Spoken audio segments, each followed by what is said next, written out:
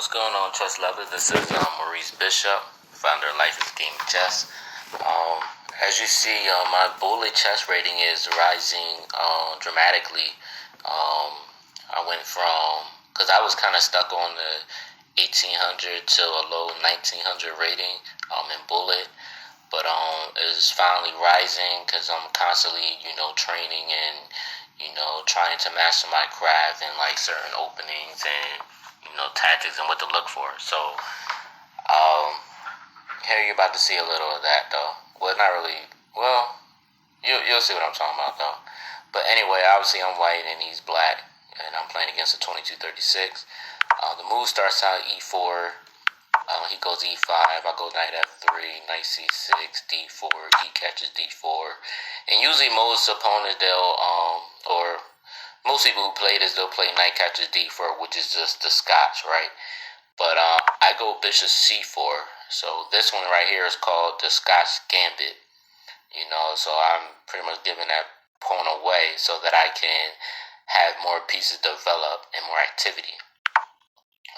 He goes bishop C5, and I just castle. He goes knight F6, and I immediately push the pawn to E5. He goes D5, and as you see, he's kind of,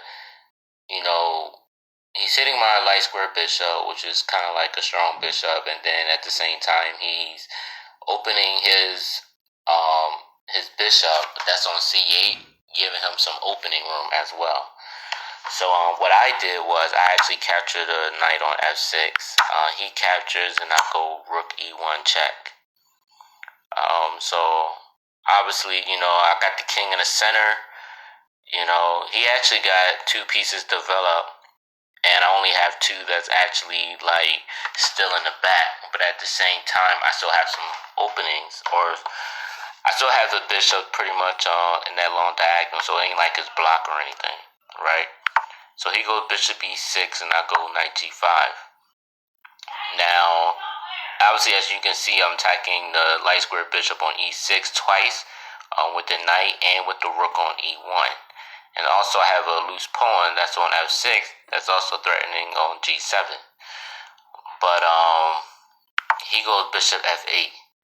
Now, the reason why he goes bishop F8, because when knight G5, if let's say the queen decides to capture the pawn on F6, I will go knight captures E6. Obviously, it will take with the pawn, and then I'll go queen H5 check. As you see that the bishop on C5 is undefended. So I will actually take that. And y'all can actually analyze this yourself. So again, if queen captures F6, or whether the pawn captures F6, it doesn't matter which pawn that he captures. Knight captures E6, and like I said, if the pawn takes, then queen H5 check, taking the bishop on C5. So this is the reason why he goes bishop F8. I'm not sure if really the right move, or maybe it was a better move. I'm not really sure, but I go knight captures E6. He takes, and I take back with the rook.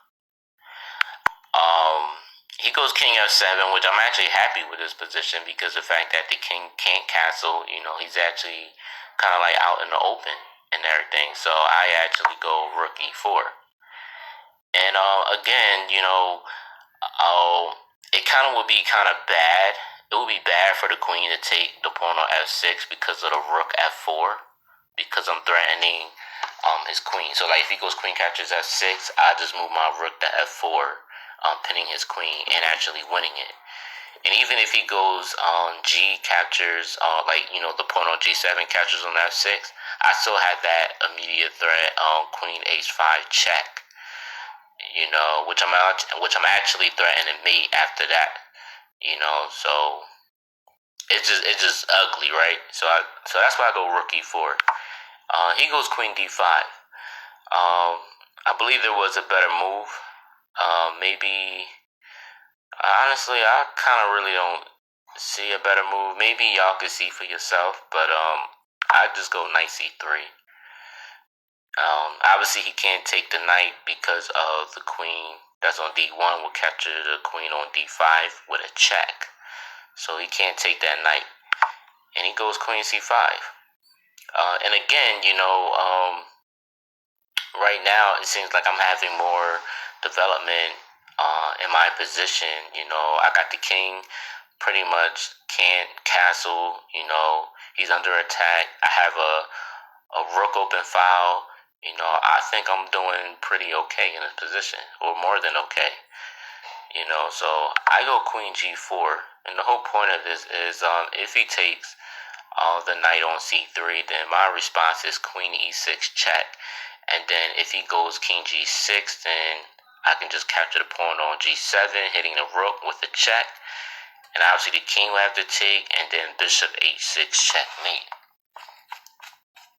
So that's what I was threatening. And like I said, it's not really too much that he can really do in the position. And again, y'all can analyze it yourself. But he actually did a blunder. He goes rook d8. He took like about. I'm sorry, I said this was a bullet. This wasn't bullet. This was a 3-minute chess blitz, and he took like at least a minute and 20 seconds just to figure out like what to do.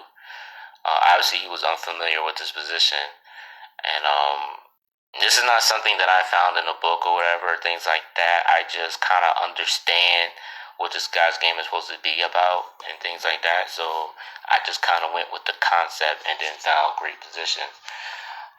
But yeah, the blunder was rook d8, and I still go queen e6 check. And then after that, he resigned. And the reason why he resigned is because obviously the only square he got is king g6. And again, the pawn captures the pawn on g7 with a check, and then he will have to take back with the king. And if he take back with the king, then bishop that's on c1 will go to h6, and that will be checkmate. So guys, I hope that you like this video. Please leave your input, like, share, comment, and hope you enjoyed it. All right, thanks.